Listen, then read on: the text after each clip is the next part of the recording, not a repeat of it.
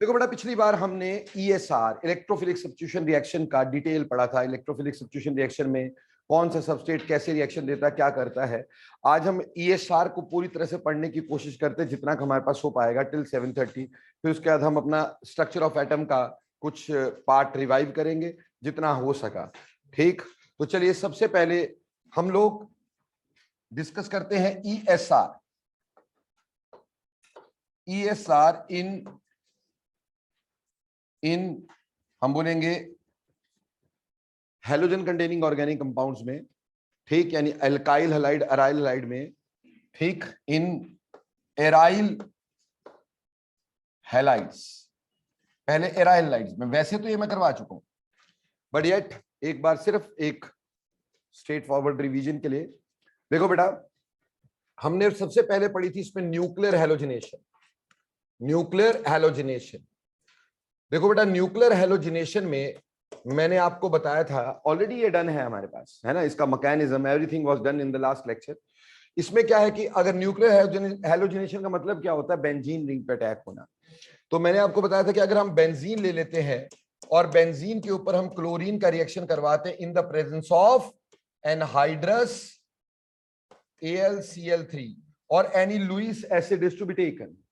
Lewis acid क्या काम करता है, इट इज हैलोजन कैरियर। पढ़ाया था ना आपको कि हैलोजन कैरियर जनरेट्स इलेक्ट्रोफाइल। तो बेटा क्या होगा, ये क्लोरीन यहां लगेगा and you will be getting यहां पर Cl और HCl। बेटा मैकेनिज्म याद है आपको इसका, दोबारा कराने की जरूरत तो नहीं मैकेनिज्म। ठीक, इसमें एक बात हमेशा ध्यान रखना, no isotopic effect, no isotopic effect. इसमें कोई भी आइसोटोपिक इफेक्ट नहीं होता। ठीक, सिमिलरली ब्रोमिनेशन करना चाहते हो तो you can do bromination of this, ठीक, in the presence of iron. तो iron plus bromine will give us FeBr3 which is again a Lewis acid. ठीक, तो लुईस एसिड की प्रेजेंस में यहां पे ब्रोमिनेशन हो जाएगी। So no problems at all, यहां ब्रोमिनेशन हो जाएगी और इसका मैकेनिज्म एटसेट्रा हम कर चुके हैं। ठीक, again there is no isotopic effect in this. इसमें भी आइसोटोप का कोई फर्क नहीं पड़ता है, no isotopic effect is this clear. लेकिन the most important thing we have is, सबसे इंपॉर्टेंट चीज हमारे पास यहाँ पे आयोडीनेशन होगी। देखो बेटा, हमने बोला था पहले भी और अभी भी, direct iodination is never done because यहाँ पे HI बनता है। HI is a strong reducing agent, reaction को क्या कर देता है, बैकवर्ड। तो हमारे पास यहाँ पे आयोडीनेशन, जो क्वेश्चन आया पेपर में कुछ ऐसे दे दिया, बोला benzene plus HNO3 nitric acid plus that of iodine and product was asked. Obviously ये हमें ध्यान रखना है कि ये हमारा ऑक्सीडाइजिंग एजेंट है, इसका और कोई काम नहीं है। ठीक, लिख के ऐसे दे दिया, उसका कोई यूज नहीं है। ठीक, उसका यूज क्या है वो बता देता हूं कि यहां पे आपका बना I और ये बना HI। HI रिएक्शन को क्या करेगा, reverse, because it's a reducing agent. तो जो नाइट्रिक एसिड आपने डाला है which is an oxidizing agent that will change it into the iodine। किसमें चेंज कर देगा, आयोडीन में, और NO2 बना देगा, साथ में बना देगा वाटर। गॉट इट और नॉट। तो इससे HI जो होगा वो खत्म हो जाएगा। ऐसे हम आयोडीनेशन कर सकते हैं, क्लोरीनेशन, ब्रोमिनेशन, आयोडीनेशन। बेटा डायरेक्ट फ्लोरिनेशन कभी नहीं करते, इसमें HF की फॉर्मेशन होगी, पटाखे बच जाएंगे और फोटो पे हार चढ़ जाएगा। Clear.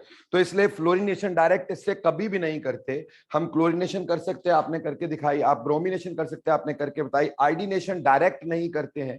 Iodination is done in the presence of oxidising agent. Why, the reason is HI is a strong reducing agent. It will take the reaction towards backward direction. Got it or not? अब बेटा अगर मान लो यहीं पर हमने halogenation तो कर ली और इसमें आइसोटोपिक इफेक्ट बोला नहीं है, ना इसमें ना इसमें। हाँ, याद रखना, इसमें आपके पास आइसोटोपिक इफेक्ट होता है। आयोडीनेशन में आइसोटोपिक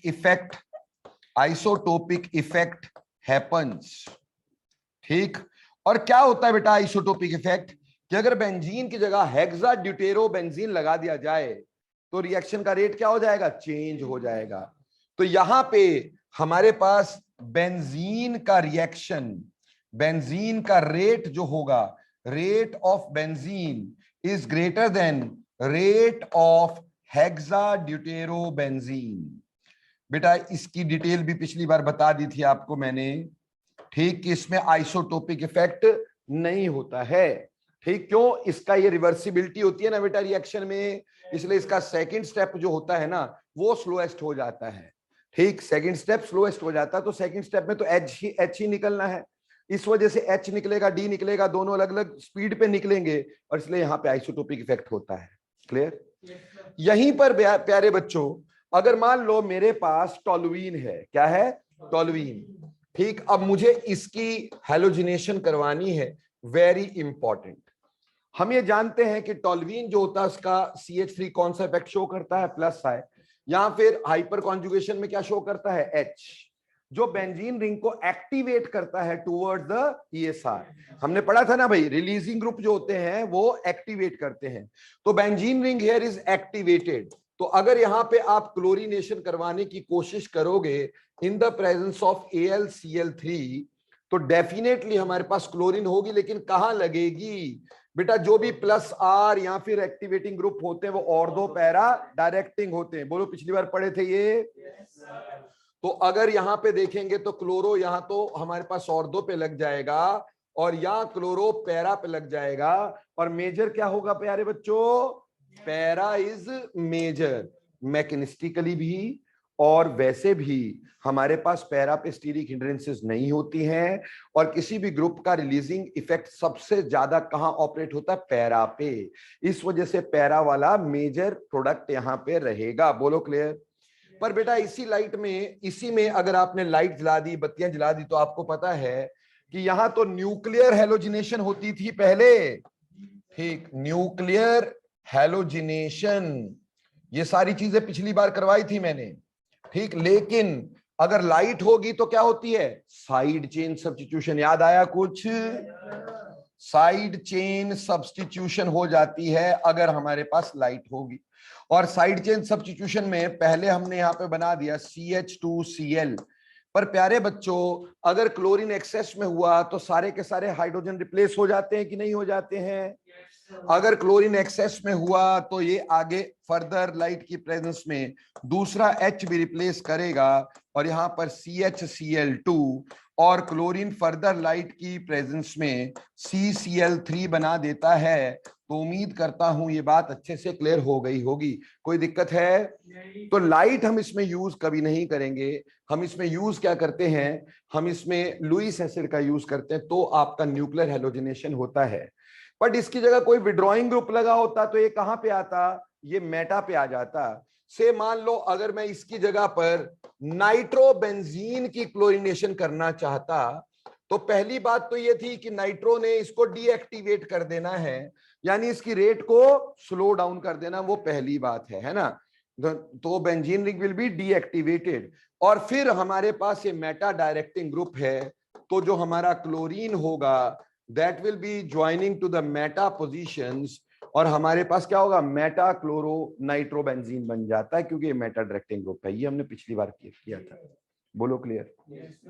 कोई मुश्किल? अब ये तो सारी प्रेपरेशंस हो गई हमारे पास। ये ESR preparation of aryl halide में हमने यूज कर लिया। आपने क्लोरोबेंजीन बनाया, आपने ब्रोमोबेंजीन बनाया, आपने आइडोबेंजीन बनाया, फ्लोरोबेंजीन यहां से नहीं बनाएंगे। क्लियर? अब यही ESR हम पढ़ेंगे in the properties of alkyl halide. ठीक, ESR in properties of aryl halide। प्यारे बच्चों, मैंने आपको एक बात बताई थी कि हैलोजन जो होते हैं, हैलोजन्स आर डीएक्टिवेटिंग ग्रुप्स। बोलो, बताया था? ठीक, क्यों होते डीएक्टिवेटिंग ग्रुप? बिकॉज इनका I effect is dominant over R, because their minus I effect is dominant over R. ठीक, इसमें माइनस आई इफेक्ट जो होता है वो आर के ऊपर डोमिनेंट होता है, इसलिए डीएक्टिवेटिंग ग्रुप होते हैं। बट ऑर्थो पैरा डायरेक्टिंग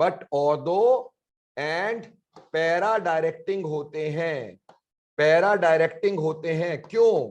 क्योंकि प्लस आर होने की वजह से ये इलेक्ट्रॉन कहां पे डालते हैं? ऑर्थो और पैरा पे। तो ortho para becomes high density centres. जैसे प्यारे प्यारे से बच्चों, मान लो यहां पे मैंने इस तरह से ये हैलोजन लगा दिया, हैलोजन के ऊपर कितने लोन पेयर होंगे, 3 होंगे। क्लियर? अब यहाँ के इलेक्ट्रॉन यहां जाएंगे और यहाँ के इलेक्ट्रॉन यहां जाएंगे। अगला रिजोनेटिंग स्ट्रक्चर कैसा बनेगा? अगला रिजोनेटिंग स्ट्रक्चर बनेगा यहाँ पर X के साथ डबल बॉन्ड, X के ऊपर पॉजिटिव चार्ज, यहाँ पे नेगेटिव चार्ज, ऐसा बन गया। बोलो क्लियर और नॉट? अब यहाँ के इलेक्ट्रॉन जाएंगे यहाँ और यहाँ के इलेक्ट्रॉन आएंगे यहाँ। ठीक, तो अगला स्ट्रक्चर हमारे पास क्या बनेगा प्यारे प्यारे से बच्चों? अगला स्ट्रक्चर हमारे पास यहाँ पे X पॉजिटिव, यहाँ डबल बॉन्ड, यहाँ डबल बॉन्ड, यहाँ क्या आएगा? Negative charge. क्लियर? अब यहाँ के इलेक्ट्रॉन जाएंगे यहाँ और यहाँ के यहाँ। उसके वजह से नेक्स्ट स्ट्रक्चर हमारे पास क्या बना? नेक्स्ट स्ट्रक्चर हमारे पास बनता है X1 पॉजिटिव, यहाँ नेगेटिव, लो जी। क्लियर? अब यहाँ के इलेक्ट्रॉन यहाँ और यहाँ के इलेक्ट्रॉन यहाँ। ठीक, तो उसकी वजह से वापिस बैक टू द पेविलियन हम आ गए। ठीक है जी, सिर्फ बॉन्ड्स की पोजीशन चेंज हो गई है।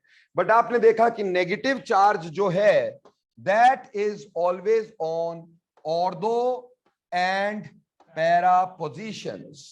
सो ortho and para are high density centres, high density centres with respect to Meta.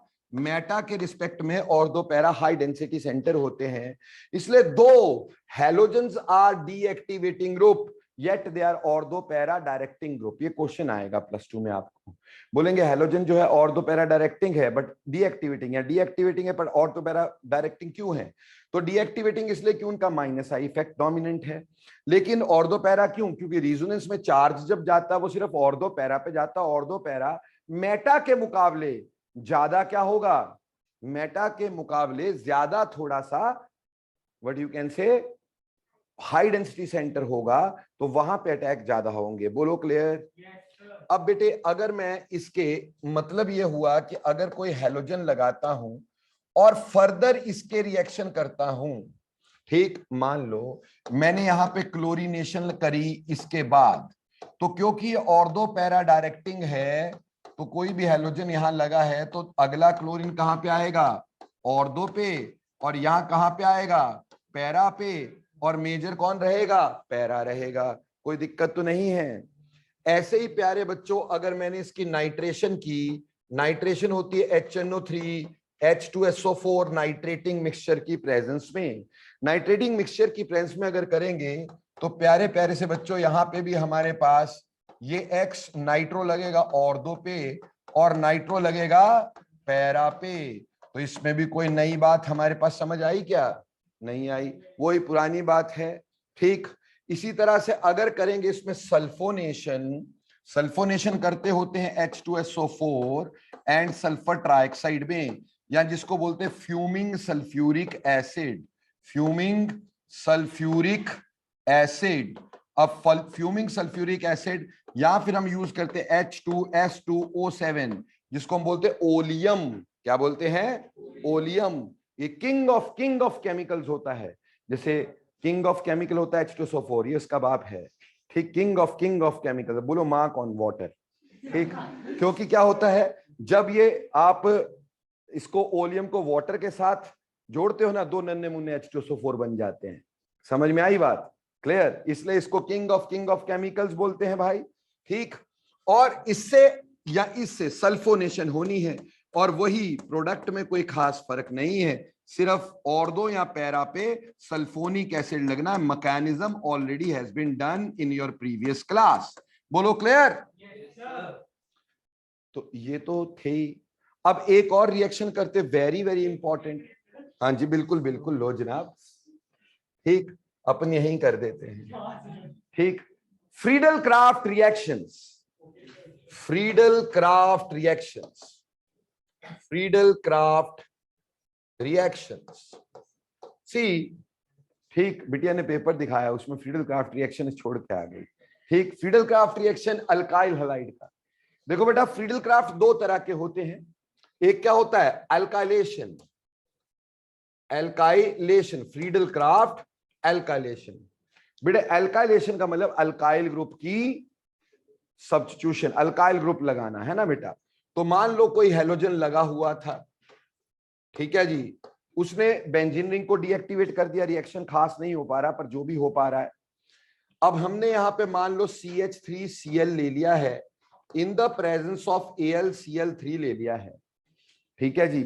तो यहां से Cl निकल जाएगा और प्रोडक्ट क्या बनेगा हमारे पास, ध्यान देने का, समझ में आ जाएगा। यहां पर CH3 या तो ऑर्थो पे और या तो हमारे पास पैरा पे। बोलो यहां तक क्लियर है क्या? ये फ्रीडल क्राफ्ट एल्काइलेशन हो गई किसकी, हेलो एरीन्स की, हेलो एरीन्स की। जिसे क्लोरोबेंजीन हो सकता है, ब्रोमोबेंजीन हो सकता है, आइडोबेंजीन हो सकता है। क्लियर? अब प्यारे बच्चों ऐसे ही हमारे पास होती है एसाइलेशन।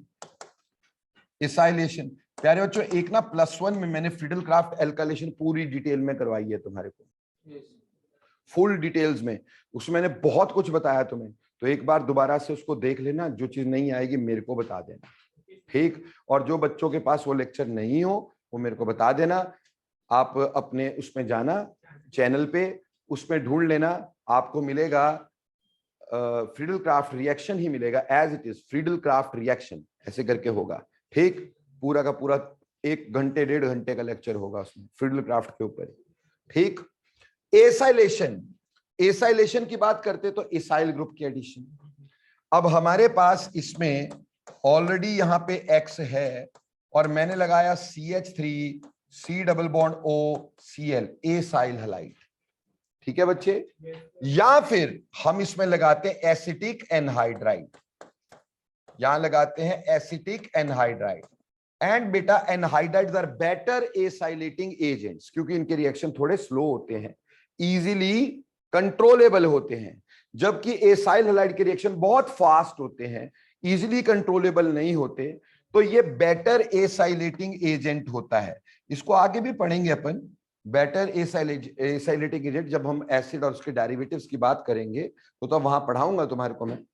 और इसमें हमने क्या लगाया, लुईस एसिड लाइक AlCl3, उसने यहां से Cl निकाला। और हमारे पास और दो यहाँ पैरा पे क्या जुड़ा होगा बच्चों, यहाँ पे X C double bond OCH3, या तो ऑर्थो पे और या फिर किस पे होगा, पैरा पे। इसमें कोई भी दिक्कत है क्या?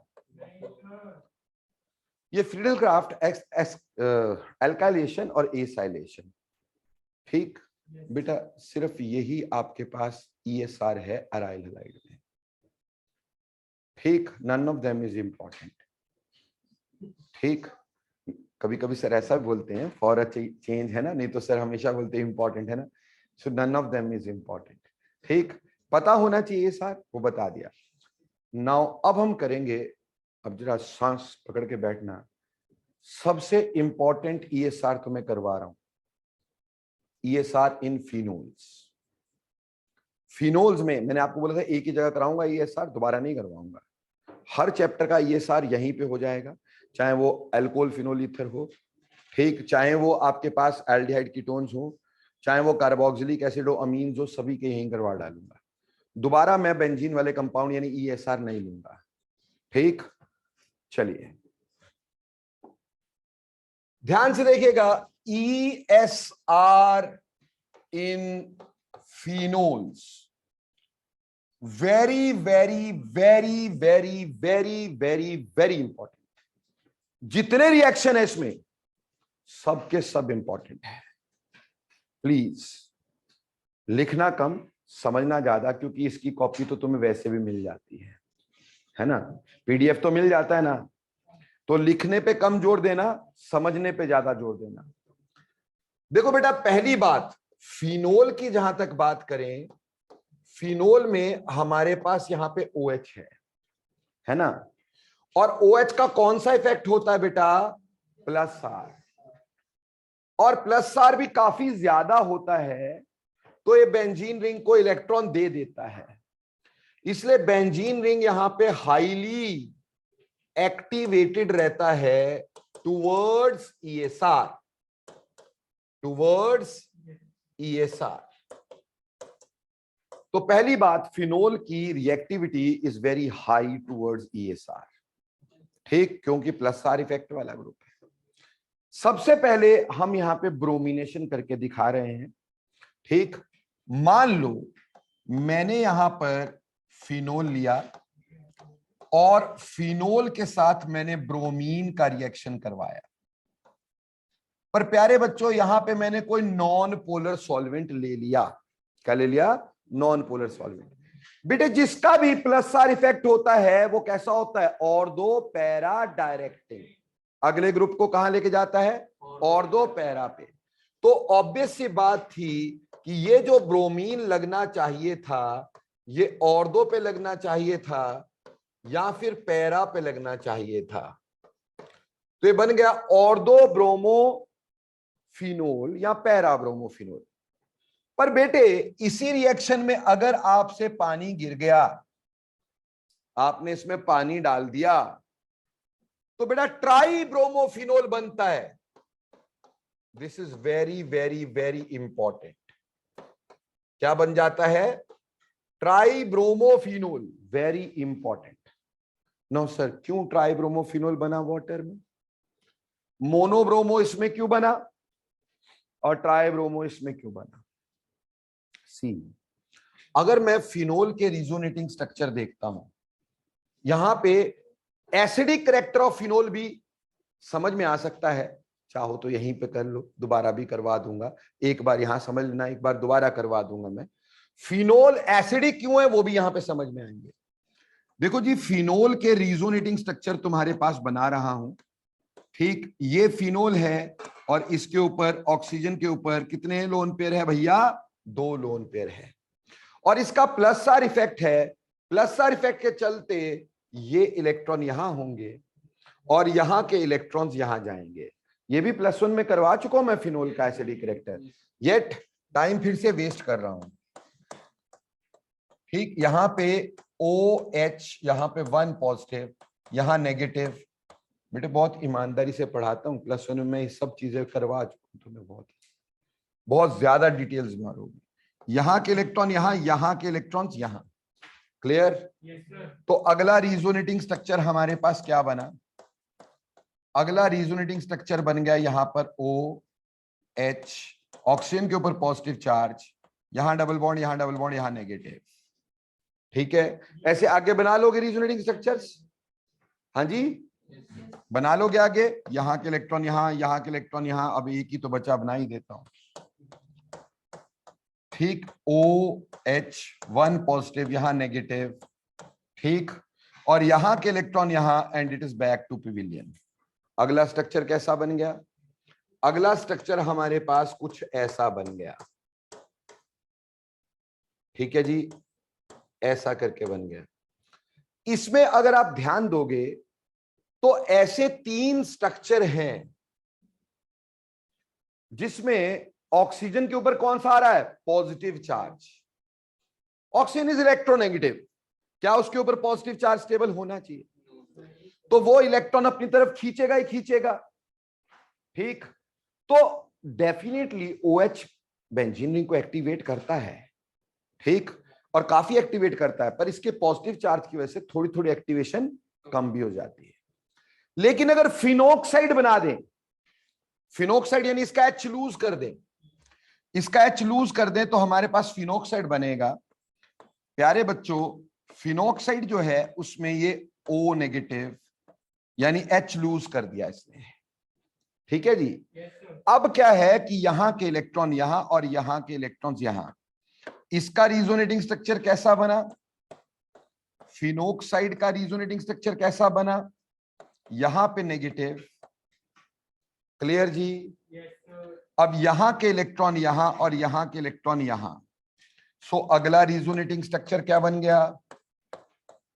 अगला रिजोनेटिंग स्ट्रक्चर बन गया कि यहां पे नेगेटिव चार्ज आ गया, यहां पॉजिटिव आ गया। पॉजिटिव तो है ही कहीं नहीं रहा, यहां के इलेक्ट्रॉन यहां और यहां के इलेक्ट्रॉन यहां। अगला स्ट्रक्चर हमारे पास क्या बन जाएगा? Next structure is double bond O, यहां नेगेटिव, ये रहेगा। यहां के इलेक्ट्रॉन यहां और यहां के electron back to the pavilion, और हमारे पास the structure formed is like this. ठीक है प्यारे बच्चों?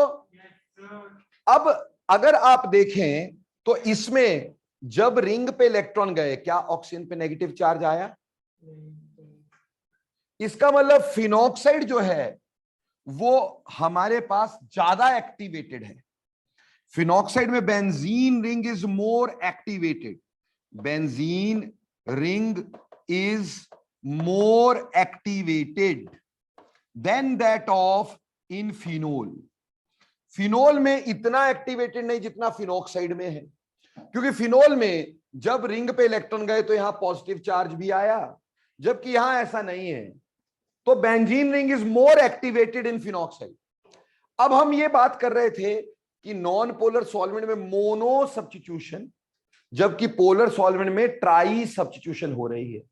ऐसा क्यों है बेटे? होता क्या है कि जो हमारा फिनोल होता है, phenol is an acid. Acid यहां से पता चलता क्यों एसिड? बेटा एसिड वो चीज होती है जब उसको वाटर में डालते हैं तो वाटर में डाल के वो अपना H पॉजिटिव दे देता है, ठीक, और H3O पॉजिटिव बना लेता है। अगर हमारा ये वाला अनायन ज्यादा स्टेबलाइज हो जाए किसी तरह से तो H देना थोड़ा इजी हो जाता है। हम देखते हैं फिनोल के मुकाबले phenoxide is more resonance stabilised. बेटा एक बात कान खोल के सुन लो, ये गलती से भी मत लिखना कि फिनोल के मुकाबले फिनोक्साइड इज मोर स्टेबलाइज्ड। गलत। स्टेबल एक अलग बात है और रिजोनेंस स्टेबलाइजेशन एक अलग बात है। रिजोनेंस स्टेबलाइजेशन का मतलब है कि स्टेबलाइजेशन में रिजोनेंस की कंट्रीब्यूशन कितनी है। रिजोनेंस स्टेबिलिटी तो और फैक्टर्स पे भी डिपेंड करती है, जैसे ये चार्ज्ड स्पीशीज है और ये न्यूट्रल है, तो neutral species is always more stable ना भाई। बट हम यहां पे बोलते क्या हैं? हम कहते हैं कि फिनॉक्साइड जो है वो मोर रिजोनेंस स्टेबलाइज्ड है देन फिनोल, क्योंकि फिनोल के ये तीन स्ट्रक्चर रिजोनेंस में ज्यादा कंट्रीब्यूट नहीं करेंगे, क्योंकि हम ये जानते हैं कि जिन स्ट्रक्चर में चार्ज की सेपरेशन होती है उनकी कंट्रीब्यूशंस कम होती है। तो इन तीन स्ट्रक्चर में चार्ज की सेपरेशन है ना भाई, देयर इज चार्ज सेपरेशन। बोलो है कि नहीं? यहां पे चार्ज सेपरेशन, चार्ज सेपरेशन की वजह से इन तीन की कंट्रीब्यूशन कम है जबकि इन दो की कंट्रीब्यूशन ज्यादा है। क्या बेटे यहां पे कोई चार्ज की सेपरेशन है? नहीं सर। तो इनकी कंट्रीब्यूशन इसके मुकाबले ज्यादा है, तो हम बोल सकते हैं phenoxide is more resonance stabilised. Phenoxide ज्यादा रिजोनेंस स्टेबलाइज्ड होता है और उस वजह से फिनोल आसानी से H दे देता है और फिनॉक्साइड में बन जाता है, क्योंकि फिनॉक्साइड बनने के बाद जो उसकी स्टेबिलिटी कम होनी थी वो रिजोनेंस से थोड़ी सी कंपनसेट हो जाती है। रिजोनेंस उसकी स्टेबिलिटी के डिक्रीज को थोड़ा क्या कर देता है? कंपनसेट कर देता है। तो ये रिएक्शन आगे आसानी से चला जाता है और फिनोल का H देना इजी हो जाता है, इसलिए फिनोल एसिडिक है। तो कल को अगर पेपर में क्वेश्चन आएगा व्हाई फिनोल्स आर एसिडिक, बोलो लिखोगे? कैसे लिखोगे? बोलोगे फिनोल्स आर एसिडिक क्योंकि हम जब फिनोल के रिजोनेटिंग स्ट्रक्चर बनाते हैं ऐसा बनाते हैं, ठीक, और जब फिनॉक्साइड के रिजोनेटिंग स्ट्रक्चर बनाते हैं ऐसे बनाते हैं। और हमारे पास ये रिएक्शन में फिनॉक्साइड तभी बनेगा अगर वो स्टेबलाइज हो जाए किस तरह से। तो क्योंकि phenoxide is more resonance stabilised तो ये इक्विलिब्रियम थोड़ा आगे चला जाता है, फिनोल का H देना इजी हो जाता है, इसलिए फिनोल एसिडिक होता है। बोलो क्लियर? पर हम यहां एसिडिक करेक्टर नहीं करने बैठे थे, तो चलो चलते में आ गया, मैंने समझा दिया, ठीक। अदरवाइज हम क्या करने बैठे थे कि इन वाटर इट गिव्स ट्राइब्रोमोफिनोल, लेकिन इन CS2 इट गिव्स मोनोब्रोमोफिनोल। व्हाई? देखो बच्चे, वाटर में phenol will change into phenoxide and phenoxide is more activated and therefore tri substitution takes place, जबकि नॉन पोलर सॉल्वेंट में फिनोल डिसोशिएट नहीं होगा तो रिंग इज लेस एक्टिवेटेड। तो यहां बोलेंगे इस साइड में ring is less activated because यहां फिनॉक्साइड नहीं बना, और दूसरी साइड लिखेंगे कि because of formation of phenoxide, because of formation of phenoxide, ring is more activated and therefore tri substitution takes place. तो कल को अगर पेपर में एक क्वेश्चन आता है कि CS2 में मोनो सब्स्टिट्यूशन होती है जबकि वाटर में ट्राई सब्स्टिट्यूशन होती है, क्यों होती है? क्या लॉजिक दे सकते हो? क्या लॉजिक दोगे? बोलो, इतना बड़ा यस बोला, लॉजिक बता।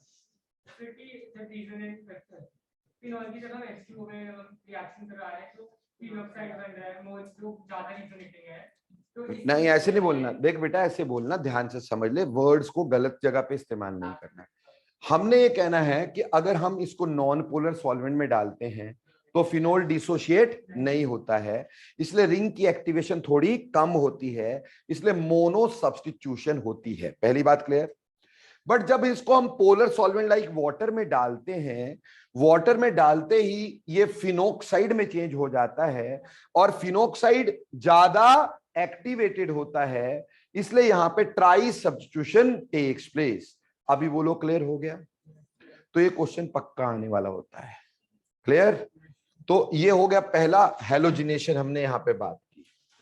अब एक अगली बात करते हैं, नाइट्रेशन। देखो बच्चों, हमारे पास था फिनोल।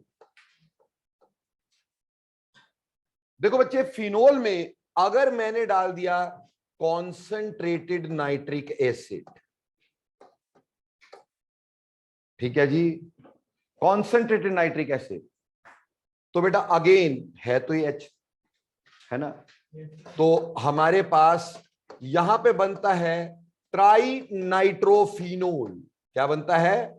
ट्राई नाइट्रोफिनोल, जिसको हम प्यार से, भले ही गुस्से से बोल देते, पिक्रिक एसिड।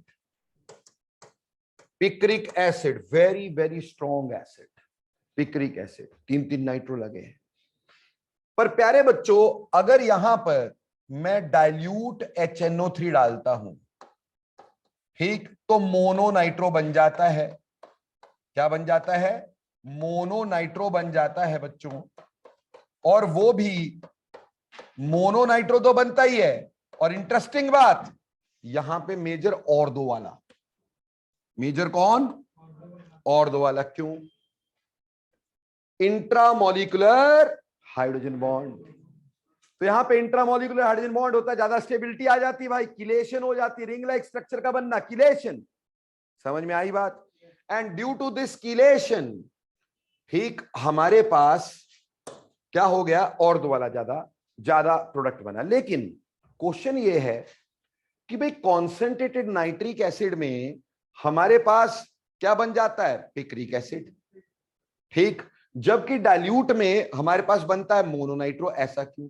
सिंपल बात बेटा, कंसंट्रेटेड में हमारे पास concentration of electrophile will be more, ठीक, इसमें NO2 पॉजिटिव एज इलेक्ट्रोफाइल होगा। कंसंट्रेटेड है तो भैया इलेक्ट्रोफाइल ज्यादा होंगे, तो ज्यादा अटैक करेंगे, और ये बड़े स्ट्रॉन्ग इलेक्ट्रोफाइल होते हैं। NO2 पॉजिटिव है ना बच्चे, बहुत विड्रॉइंग है, तो ये ट्राई नाइट्रो दे देता है। लेकिन अगर डाइल्यूट करते हैं ना, डाइल्यूट में कंसंट्रेशन कम हो जाएगी, तो यहां पे कॉन्सेंट्रेटेड में concentration is more and therefore trinitrophenol is formed, picric acid is formed। और अगर हम डाइल्यूट में लेंगे तो कंसंट्रेशन इज लेस। किसकी कंसंट्रेशन? इलेक्ट्रोफाइल की कंसंट्रेशन इज लेस, इसलिए मोनोनाइट्रेशन होती। बोलो समझ में आया? पर एक दूसरी प्रॉब्लम क्या है कि यहां पे ना यील्ड भी लो है,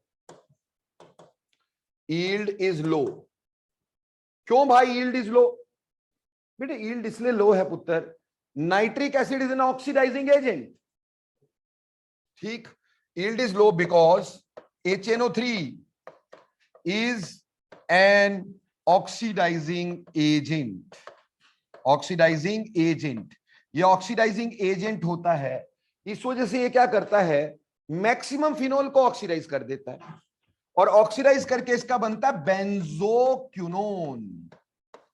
बेंजोक्विनोन मेजर तो यही हो जाता है भाई, ठीक, बेंजो क्यूनोन, बेटा देखो रट्टा मत मारना बच्चे, बेंजो मतलब बेंजीन, क्यून का मतलब होता है फोर्थ पोजीशन, क्यून का मतलब क्या होता है फोर्थ पोजीशन, ओन का मतलब क्या होता है डबल बॉन्ड हो। तो जब चौथे पोजीशन पर एक से दूसरे 1 2 3 4 फोर्थ पोजीशन पे दो कीटोन आए तो क्यूनोन बना, और बेंजीन का बना तो क्या बोल दिया बेंजोक्विनोन, है ना, क्यों रट्टा मारेंगे यार नाम का। तो बेंजोक्विनोन ये ऑक्सीडेशन प्रोडक्ट है, ये क्या है ऑक्सीडेशन प्रोडक्ट है, ऑक्सीडेशन प्रोडक्ट है, इसलिए प्यारे बच्चों यील्ड इज लो। तो अगर आपसे ये पूछ लें कि यील्ड लो क्यों है, बेटा बेंजीन में गोला नहीं बनाएगी ना, तेरे को गोला मिलेगा पेपर में, ठीक, बेंजीन का गोला इज बहुत महत्वपूर्ण, ठीक, समझ में आई। तो बेटा क्या है कि हमारे पास यील्ड लो हो जाती है, देखो कंसंट्रेटेड यूज नहीं कर सकते, उसमें ट्राई नाइट्रो बन जाएगा, डाइल्यूट में यील्ड कम हो जाती है, मेरे सपने हैं कि मेरे को मोनो नाइट्रो चाहिए, ठीक, सपना तो पूरा करना ही है, मोनो नाइट्रो चाहिए और अभी यील्ड भी ज्यादा चाहिए, क्या करूं, ये तो कुछ नहीं कर सकता।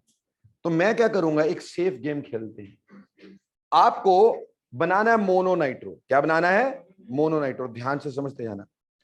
मैंने ना क्या करना है, मैंने पहले इसमें HNO3 डालना ही नहीं है, क्योंकि HNO3 जो है वो बेंजोक्विनोन बना देगा, मैंने यहां पे HONO डालना है, नाइट्रस एसिड। नाइट्रस एसिड जो होता है ये ऑक्सीडाइजिंग एजेंट नहीं होता है, ठीक, पर बेटा नाइट्रस एसिड स्टेबल ही नहीं होता यार, ये जहां पे भी यूज होना है इन सिटू बनना है, कैसे बनना है, क्या होता है इन सिटू, रिएक्शन के अंदर, इन सिचुएशन, और हमेशा इसको लिखा जाता है NaNO2 एंड HCl। तुम बहुत किस्मत वाले होंगे अगर डायरेक्ट HONO लिख के दे दिया गया हो या HNO2 लिख के दे दिया गया हो, HNO2 लिख के नहीं दिया जाता, NaNO2 और HCl। सर वहां तो KNO2 और HBr लिखा था, एक ही बात है ना, तो NaNO2 और HCl से बनेगा HONO, HONO से बेटा NO लगेगा, नाइट्रोसोफिनोल, क्या बनेगा नाइट्रोसोफिनोल, ये ऑक्सीडाइजिंग एजेंट नहीं है बेटा। देखो ऑक्सीडाइजिंग एजेंट वो होते हैं जहां एलिमेंट की ऑक्सीडेशन स्टेट बहुत ज्यादा हो, तो वो इलेक्ट्रॉन खींचते हैं, अगर किसी पे पॉजिटिव चार्ज ज्यादा होगा तभी तो इलेक्ट्रॉन खींचेगा ना। यहां नाइट्रोजन बेचारा +5 में आ गया था, बहुत भुक्कड़ हो गया था, तो उसने इलेक्ट्रॉन खींचे और ऑक्सीडाइज किया, यहां ये +3 में है, थोड़ा थोड़ा ठीक है ना भाई। तो ये ऑक्सीडाइजिंग एजेंट नहीं होता है, ज्यादा होता है पर इतना स्ट्रॉन्ग नहीं होता है, तो ये फिनोल को ऑक्सीडाइज नहीं करता, पर इसका NO यहां पे अटैक करता है और हमारे पास बन जाता है नाइट्रोसोफिनोल, क्या बन जाता है नाइट्रोसोफिनोल। अब इसमें यील्ड बढ़ गई, अब मैं इसकी ऑक्सीडेशन करूंगा, अब मैं इसकी ऑक्सीडेशन, अब मैं इसमें नाइट्रिक एसिड डाल देता हूं भाई, या कोई भी ऑक्सीडाइजिंग एजेंट डाल देता हूं। देखो होता क्या है, नाइट्रोसो की oxidation is easier than OH, nitroso की oxidation is easier than OH, इस वजह से यहां पे नाइट्रोफिनोल बन जाएगा, ठीक, और यील्ड भी ज्यादा रहेगी, मेरे सपने भी पूरे हो जाएंगे, ठीक, क्योंकि ऑक्सीडेशन नहीं हुई। क्लियर सर, क्या यहां पे ऑर्दो नहीं बनेगा, बनेगा यार, ऑर्दो भी बनेगा, ठीक, पर मैंने पैरा वाला बना दिया, उसमें कोई दिक्कत थोड़ी है। तो बेटा जी कॉन्सेंट्रेटेड नाइट्रिक एसिड में क्या बना, ट्राई नाइट्रोफिनोल। बेटा अभी ध्यान से समझ लो, फिनोल का चैप्टर आएगा, एक एक से पूछूंगा, गॉट इट। अगर बोलते हैं नाइट्रिक एसिड कंसंट्रेटेड में ट्राई नाइट्रोफिनोल या पिक्रिक एसिड क्यों बनता है, क्या जवाब दोगे, concentration of NO3 is high. Dilute में हमारे पास क्या बनता है, मोनोनाइट्रो, ऑर्दो वाला major, because there is chelation due to intramolecular hydrogen bond, but yield is low because HNO3 is an oxidizing agent, it will majorly give us benzoquinone. So for increasing yield first I will do nitrosation, ये nitration थी पर हमने यहां पे की नाइट्रोसेशन, यानी हमने nitroso NO लगा दिया, NO की oxidation is more easier than OH की ऑक्सीडेशन, फिर उसको ऑक्सीडाइज किया और अपना डिजायर्ड कंपाउंड बनाया, मजे आ गए, मोनोनाइट्रो बन गया। अभी और दो पे भी बन सकता है, और ये पैरा पे भी बन सकता है। ऑब्वियसली ऑर्थो वाला मेजर होगा क्योंकि वहां पे इंट्रामोलिकुलर हाइड्रोजन बॉन्ड तो होना ही है। क्लियर? समझ में आई? हाँ जी, कुछ पूछना चाह रहे? हाँ जी, यार ज्यादा अगर इलेक्ट्रोफाइल होंगे ज्यादा अटैक नहीं करेंगे है भाई, तो फिर क्या दिक्कत है? ज्यादा मच्छर होंगे ज्यादा फफोले पड़ेंगे ना, ठीक। तो ऑब्वियसली हमारे पास ज्यादा नाइट्रो होंगे तो ज्यादा अटैक करेंगे, ज्यादा अटैक करेंगे ज्यादा लगेंगे तो ट्राई नाइट्रो बन जाएगा। बोलो क्लियर? तो नाइट्रेशन क्लियर हुई, नाइट्रोसेशन क्लियर हुई, ये तीनों चारों रिएक्शन के बारे में समझ में आया। अब हम करेंगे सल्फोनेशन। क्या करेंगे? सल्फोनेशन। देखो जी, फिनोल की सल्फोनेशन, अभी चूं चूं करने वाले फिनोल की सल्फोनेशन। अब सल्फोनेशन हम किसमें करते हैं वो याद करो, concentrated H2SO4 and sulphur trioxide, fuming sulphuric acid, है ना जी, या फिर H2S2O7, क्या नाम दिया था इसको? Oleum laddoo, oleum, king of chemicals. अब बेटा ये टेम्परेचर डिपेंडेंट हो जाता है, ठीक। अगर टेम्परेचर हुआ 293 या रूम टेम्परेचर के आसपास लगा लो, ठीक ठीक लगा लो, लो जी 298 रूम टेम्परेचर है ना, 25 डिग्री रूम टेम्परेचर, तो हमारे पास ortho nitro, ortho hydroxy sulphonic acid बनता है, ortho hydroxy sulphonic acid. Clear जी? SO3He लगना है सल्फोनेशन में, हाँ जी। लेकिन अगर टेम्परेचर हो गया 373 केल्विन तो बेटा पैरा वाला मेजर, तो पैरा वाला बनता है। सर ऐसा क्या हो गया? अरे बहुत सिंपल कहानी है, देखो यहां पे इंट्रामोलिकुलर हाइड्रोजन बॉन्ड बनता था, है ना, किलेशन होती थी, और उसकी वजह से हमारे पास डेफिनेटली यही मेजर बनता था, पैरा वाला थोड़ा थोड़ा बन जाता होगा। लेकिन जब टेम्परेचर बढ़ा दिया बेटा, बॉइलिंग पॉइंट ऑफ वाटर पे तो हाइड्रोजन बॉन्ड टूट जाएगा, so no hydrogen bond, hydrogen bond ही नहीं है। तो बेटा आपको पता है जब हाइड्रोजन बॉन्ड नहीं तो मेजर अटैक कहां पे होते हैं? पैरा पे, तो यहां पैरा बन गया। कितना सुंदर, कितना स्वच्छ। क्लियर? ठीक, समझ में आया? तो हमारे पास लो टेम्परेचर पे ऑर्थो प्रोडक्ट मेजर, क्योंकि वहां पे इंट्रामोलिकुलर हाइड्रोजन बॉन्ड बन गया। और हाई टेम्परेचर पे बेटे जी हमारे पास कौन मेजर? पैरा मेजर, क्योंकि इंट्रामोलिकुलर हाइड्रोजन बॉन्ड नहीं बन पाया, और पैरा हमें पता हमेशा ही मेजर अटैक होते स्टीरिक रीजंस की वजह से। बोलो बेटे क्लियर है? Any doubts? तो बेटा हेलोजिनेशन समझ में आई इसकी, फिनोल की, नाइट्रेशन समझ में आई फिनोल की, और सल्फोनेशन समझ में आई फिनोल की। अब हम बात करते हैं फिनोल के फ्रीडल क्राफ्ट रिएक्शंस। देखो भाई मेरी डिक्शनरी में तो फिनोल के फ्रीडल क्राफ्ट रिएक्शन नहीं होते, मेरे हिसाब से फिनोल के फ्रीडल क्राफ्ट रिएक्शन नहीं होते हैं, ठीक। Phenol should not give Friedel Crafts reaction, ठीक। उसका मैं लॉजिक देता हूं आपको क्यों। Phenol should not give Friedel Crafts reaction, please थोड़ा देर ध्यान देना। Friedel Crafts reaction, why? क्योंकि बेटा अगर फिनोल का फ्रीडल क्राफ्ट करवाना चाहते हो, ध्यान से समझना, हमने यहां पे CH3Cl ले लिया और यहां पे AlCl3 ले लिया। अब AlCl3 का एक ही मॉलिक्यूल होगा, है ना। ये क्या करता है, ये इसके लोन पेयर पे भी अटैक कर मरता है, और जब इसके लोन पेयर पे अटैक कर गया तो हमारे पास ये बन गया H, और यहां पे AlCl3 इसके ऊपर पॉजिटिव, सो रिंग गेट्स डीएक्टिवेटेड, है ना जी। रिंग पॉजिटिव चार्ज आ गया ना भाई, अब क्या इलेक्ट्रॉन देगा, रिंग गेट्स डीएक्टिवेटेड। ठीक, और दूसरी बात, यहां पे जो आपके इलेक्ट्रोफाइल है अल्काइल, इलेक्ट्रोफाइल यहां पे आर पॉजिटिव या एसाइलेशन में ये they are weak electrophiles, they are weak electrophiles. ये वीक इलेक्ट्रोफाइल्स हैं तो ये अटैक भी कर नहीं पाएंगे, ठीक, क्योंकि रिंग डीएक्टिवेटेड है। इसलिए मेरे हिसाब से इसमें फ्रीडल-क्राफ्ट रिएक्शन नहीं होना चाहिए, क्योंकि Lewis acid attacks on the lone pair of oxygen and making the ring deactivated. पर मेरा हिसाब कहीं लगता ही नहीं यार, एनसीईआरटी बोलती होता है। अब बताओ, अब एनसीईआरटी में दिया हुआ है तो फिर कर लो। मैं तो लॉजिक भी दूंगा इसका क्यों नहीं होता, ठीक, आगे रीजन भी दूंगा। इसीलिए हमने ना यहाँ पे एक फ्रीडल-क्राफ्ट रिएक्शन नहीं होता था, इसीलिए हमने एक फ्राइज रीअरेंजमेंट निकाली थी। क्या निकाली थी? Fries rearrangement. वो मैं बता देता हूं कि फ्राइज रीअरेंजमेंट क्या थी।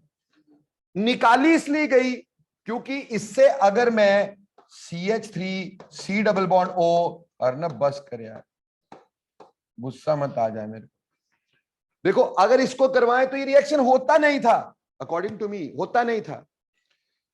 क्यों? ये इसके ऊपर अटैक कर जाता था, फ्रीडल-क्राफ्ट एसाइलेशन नहीं हुआ करती थी। तो इसको करने के लिए साइंटिस्ट ने बोला, भाई पंगा तो यही है ना, प्रॉब्लम तो यही है, ये AlCl3 ऑक्सीजन के लोन पेयर पे अटैक कर जाता है, और अटैक करता है तो फिर ये रिंग को डीएक्टिवेट कर देता है, हम इसको डालेंगे नहीं। तो उन्होंने कहा हम पहले इसको नहीं डालेंगे, हम पहले फिनोल को, ठीक, एक्सपोज करेंगे to CH3 double bond OCl पर without a Lewis acid, without a Lewis acid. तो अब इधर ध्यान देंगे, ये यहां पर पॉजिटिव होगा और ये यहां पर नेगेटिव होगा, और इसके ऊपर क्या होंगे? Lone pairs. So this attacks like a nucleophile on this positive carbon.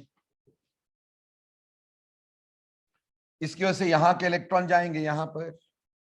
Structure देखो क्या बना, स्ट्रक्चर कुछ इस तरह का बन गया।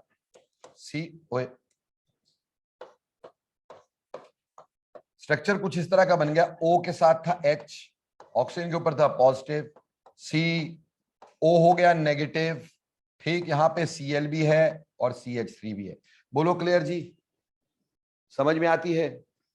अब ये ऑक्सीजन और बाकी बेंजीन रिंग का गोला, ठीक। अब यहां के इलेक्ट्रॉन, यहां ऑक्सीजन का भी पॉजिटिव नहीं रहता है, यहां के इलेक्ट्रॉन यहां ये नेगेटिव नहीं रहता, बाहर निकला HCl, बाहर क्या निकला? HCl। HCl निकला तो हमारे पास बना क्या प्यारे बच्चों? एस्टर बन गया, OC double bond OCH3, phenyl acetate बोल देंगे इसको। क्या बोलेंगे? Phenyl acetate. कैसीटेट? Phenyl acetate. बोलो क्लियर? बोला अब इसके ऊपर AlCl3 खुला छोड़ देंगे, ये इसके ऊपर अटैक करेगा, यहां से इलेक्ट्रॉन लेंगे ये रिंग पे, तो यहां रीअरेंजमेंट हो जाती है, और यहां रीअरेंजमेंट हो करके हमारे पास OH यहां आ जाता है, और ये वाला ऑर्दो या पैरा पे लग जाता है। इसको बोलते हैं ऑर्दो एसिटोफिनोल। ऑर्दो एसिटोफिनोल, पैरा पे भी हो सकता है, पर ऑर्दो पे मेजर इसलिए भाई हाइड्रोजन बॉन्ड, ठीक। इस रिएक्शन को फ्राइज रीअरेंजमेंट बोलते हैं। क्या बोलते हैं? Fries rearrangement. प्यारे बच्चों, अगर डायरेक्टली ही ये रिएक्शन हो सकता तो ये करना जरूरी था क्या? इसका कोई लॉजिक बनता था करने का? फ्राइज रीअरेंजमेंट की डिस्कवरी ही इसलिए हुई थी कि हमारे पास डायरेक्ट ये फ्रीडल-क्राफ्ट रिएक्शन नहीं देता था, इसलिए फ्राइज रीअरेंजमेंट करवाई गई थी कि पहले AlCl3 मत डालो, इसका पहले अटैक होने दो, एस्टर बनने दो, एस्टर बनने के बाद AlCl3 को यहां छोड़ना, वो इस लोन पेयर पे अटैक करेगा और यहां के इलेक्ट्रॉन यहां जाएंगे, ये यहां से टूटेगा, टूटने के बाद यहां अटैक करेगा। समझ में आई बात? और फिर हमारे पास कहानी आगे चलेगी। क्लियर? अगर ये डायरेक्टली हो जाता तो किसका दिमाग खराब है, इतना सब कुछ करेगा? नहीं होता है। इसलिए फिनोल में फ्रीडल क्राफ्ट नहीं होता, पर वही बात एनसीईआरटी में होता है तो करना तो पड़ेगा ही। ठीक, तो आप कर लो भाई। वैसे तुम्हें बता दी कि फ्राइज रीअरेंजमेंट क्या होती है, ठीक, क्यों डिस्कवर हुई थी, कैसे हुई थी, ठीक, किस वजह से मैंने बोला कि फिनोल क्यों नहीं देते, ये समझ में आ गया? बाई चांस कोई अच्छा बंदा उसने ऐसे ही पूछ लिया भाई फिनोल में फ्रीडल क्राफ्ट क्यों नहीं होता, बता तो सकोगे कि फिनोल में फ्रीडल क्राफ्ट इसलिए नहीं होता क्योंकि लुईस एसिड किस पे अटैक कर जाता है, लोन पेयर ऑफ ऑक्सीजन पे, and ring gets deactivated and attacking electrophiles are weak electrophiles, could not attack on benzene ring, thus Friedel-Crafts reaction fails. So in spite of that we do Fries rearrangement. First we acyl halide के साथ इसको react करके nucleophilic SN reaction होता है। SN reaction दे करके हम ester बनाते हैं और एस्टर के ऊपर लुईस एसिड डाल के फ्राइज रीअरेंजमेंट करके अपना प्रोडक्ट बनाते हैं। पर अब अगर बोल ही रहे हैं होता है तो कर दो यार, आगे चले जी। तो देखो अगर बोल रहे हैं होता है तो आप लिख दो, एनसीईआरटी बोलती है तो भैया एनसीईआरटी जो बोलेगी सच बोलेगी, सच के सिवा कुछ नहीं बोलेगी, झूठ भी बोलेगी तब भी सच मानेंगे। फ्रीडल-क्राफ्ट रिएक्शंस इन फिनोल, वही दो, एल्काइलेशन एसाइलेशन, और तो कोई है ही नहीं ना, इधर एल्काइलेशन और एसाइलेशन। ठीक, तो बेटा जी देखो अल्काइलेशन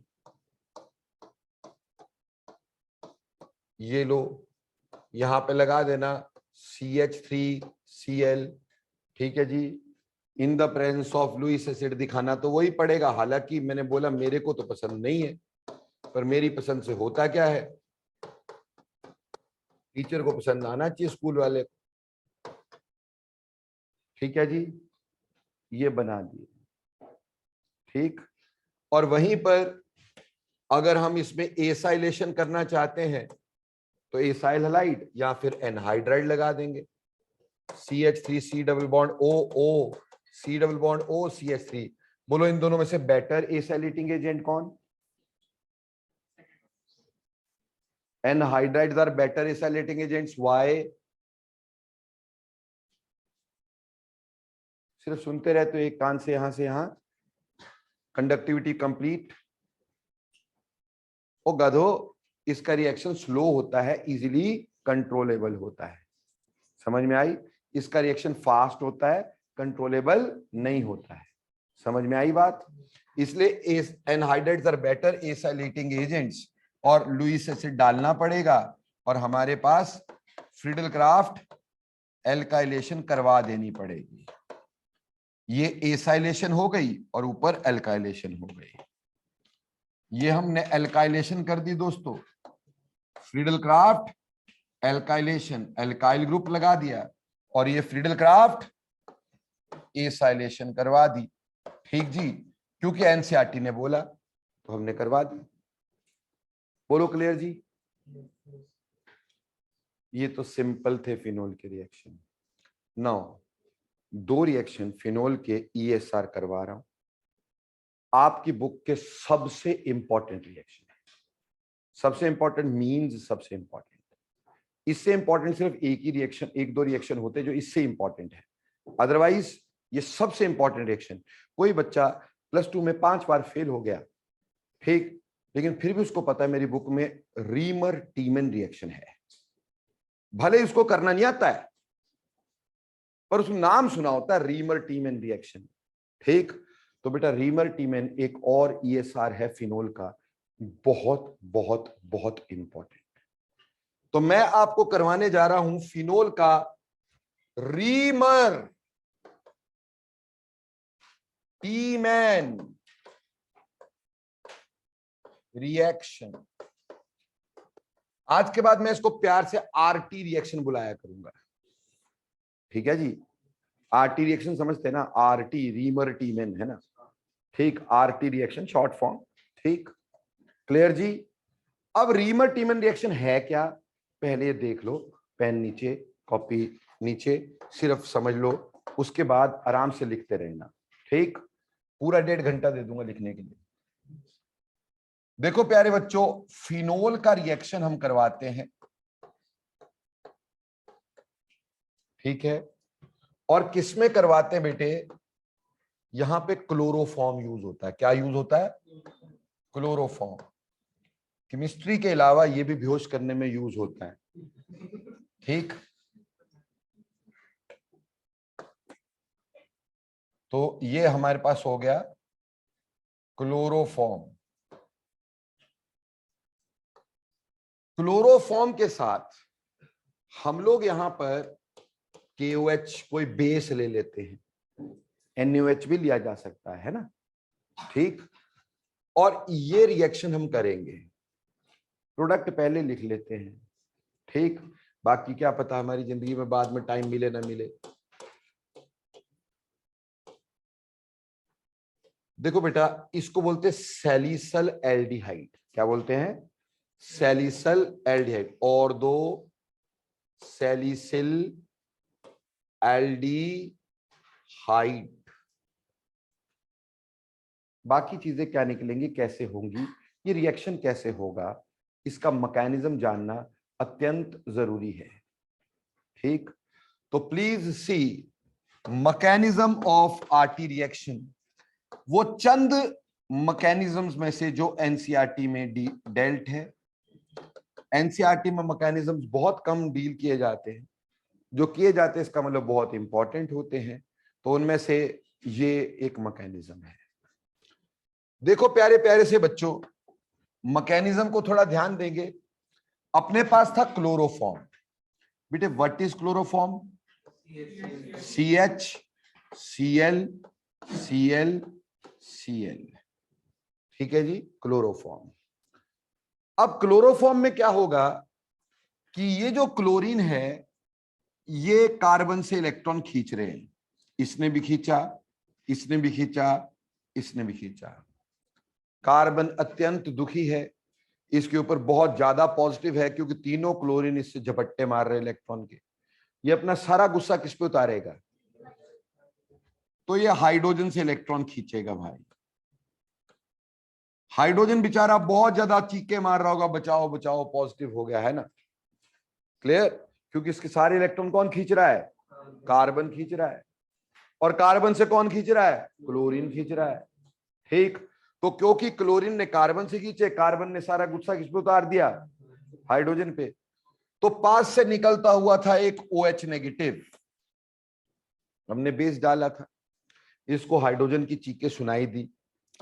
तो भाई ने बोला देखो ऐसा यार, क्यों परेशान हो रहा है, मेरे साथ आ जाना यार। ठीक है जी, इसने इस पॉजिटिव को अपने जोड़ा और H ने इलेक्ट्रॉन कार्बन के मत्थे दी, फेंक दिए, ले मर, बंद करके रख दिया, है ना जी। और इसने भी क्लोरीन को फेंक, ले परेशान कर रखा है मेरे को, भाग जा। ठीक, अब टूट करके क्या हुआ, क्या बना बोलो? एक हमारे पास बन गया वाटर, बना कि नहीं बना? एक बाहर निकला Cl नेगेटिव, और दूसरा क्या रह गया? CCl2, जिसको हम बोलते हैं डाई क्लोरोकार्बीन। बोलो ये रिएक्शन कहीं पहले देखा हो लगता है? क्या नाम है इस रिएक्शन का?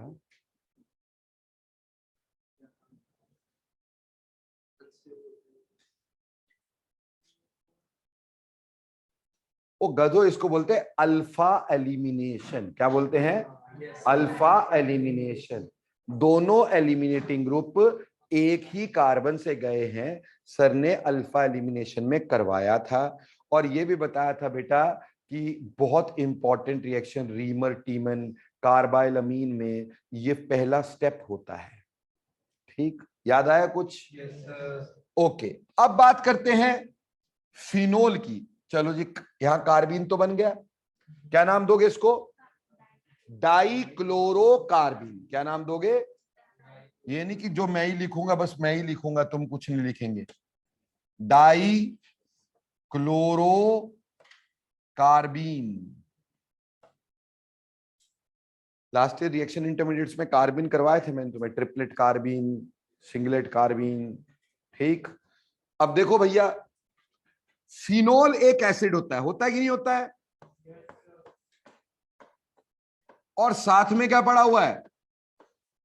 बेस, है कि नहीं है? एसिड और बेस रिएक्ट करते कि नहीं करते हैं? करके क्या बनाएंगे? सॉल्ट। सॉल्ट कौन सा बनेगा? O नेगेटिव, K पॉजिटिव और साथ में पानी, पानी रे, है ना बच्चे? समझ में आ गई? क्या वाटर में सॉल्ट जुड़ा हुआ रहता है? NaCl क्या वाटर में जुड़ा हुआ रहता है? आयन में टूट जाएगा तो बेटा इसका बन जाएगा सोडियम फिनोक्साइड, का बन जाएगा फिनोक्साइड। O नेगेटिव, बोलो एम आई क्लियर? समझ में आता है कि नहीं? And ring will get highly activated. Phenoxide बना कि नहीं? फिनोक्साइड रिंग को एक्टिवेट करता है कि नहीं? और हमारे पास डाइक्लोरोकार्बिन एक इलेक्ट्रोफाइल, क्योंकि इसका ऑक्टेट तो कंप्लीट है ही नहीं। अगर कार्बिन को थोड़ी छानबीन से देखें तो समझ में आता है ये ऐसा है। तो कार्बन के आसपास कितने इलेक्ट्रॉन है? सिर्फ 6। ऑक्टेट तो कंप्लीट है ही नहीं है, तो ये इलेक्ट्रोफाइल है। और electrophile highly activated ring, ESR। अब ये इसकी ऑर्दो पे मान लो अटैक कर गया, पैरा पे भी कर सकता है भाई। अगर ऑर्दो ब्लॉक्ड होगा तो कहां अटैक करेगा? पैरा पे। पैरा पे भी कर सकता है, ऑर्दो पे भी। और जब यहां के इलेक्ट्रॉन गए यहां, तो यहां के इलेक्ट्रॉन आए होंगे ऑब्वियसली यहां, तो ऑक्सीजन के इलेक्ट्रॉन आए होंगे यहां। समझे? तो क्या बना होगा दोस्तों? क्या ये कुछ कुछ ऐसा ऐसा बन रहा है? देखो ध्यान देना, डबल बॉन्ड O यहां जुड़ा, CCl2 इसने इलेक्ट्रॉन लिए तो इसके ऊपर कौन सा चार्ज? नेगेटिव। ठीक, यहां इतना कुछ हुआ कि H यहां जाग खड़ा हुआ। H तो था ही ना, यहां पर सोया पड़ा था बस। जैसे अटैक वटैक हो गए, इतना कुछ हुआ, H भी जाग गया। क्या हो रहा है भाई? समझे? अब ऑक्सीजन बोलता मेरे इलेक्ट्रॉन दो, बेंजीन बोलता है मैं एरोमेटिक नहीं रहा, मेरे को भी इलेक्ट्रॉन दो। और दयालु बेचारा हाइड्रोजन बोलता ले लो भाई, और दयालु नहीं, चालू है। ये H पॉजिटिव इसलिए बना क्योंकि यहां नेगेटिव दिख रहा था। इसने बोला ऐसी तैसी मैं यहां अटैक कर जाऊंगा। समझ में आई? और उससे हमारे पास क्या बन गया? उससे बन गया O अपनी जगह अपने घर पे खुश हो गया, अभी मेरे को मेरे इलेक्ट्रॉन मिल गए। बेंजीन रिंग वैसे खुश हो गया, मैं दोबारा एरोमेटिक।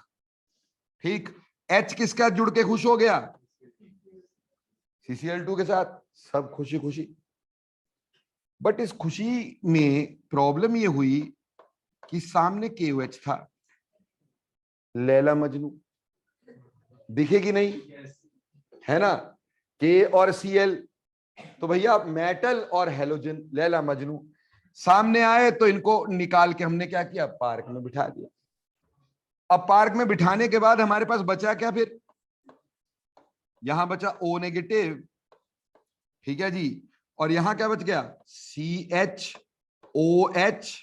OH, है ना जी? जब 2 KCl निकल गए, OH जुड़ेंगे यहां पर। क्या एक कार्बन पे 2 OH स्टेबल होते हैं? तो यहां से क्या निकला होगा? वाटर निकला होगा जी। जैसे वाटर निकला होगा, ठीक, हमारे पास बना होगा, प्लीज सी, यहां पे O नेगेटिव, यहां रह जाएगा CHO। ठीक, क्लियर? और वाटर निकला होगा। लेकिन इस नेगेटिव की बुरी नजर अभी भी H पे है। ये कहता जाता कहां है भाई? H तो दे जा। इसने इससे H ले लिया, किससे? वाटर से। ठीक, और कर्मों की सजा ऑर्गेनिक में जरूर मिलती है। ठीक, और वो मिली किसको? ठुड्डा किसको मिला? OH नेगेटिव को। क्योंकि पंगा किसने डाला था? तो ठुड भी किसको मिलना है?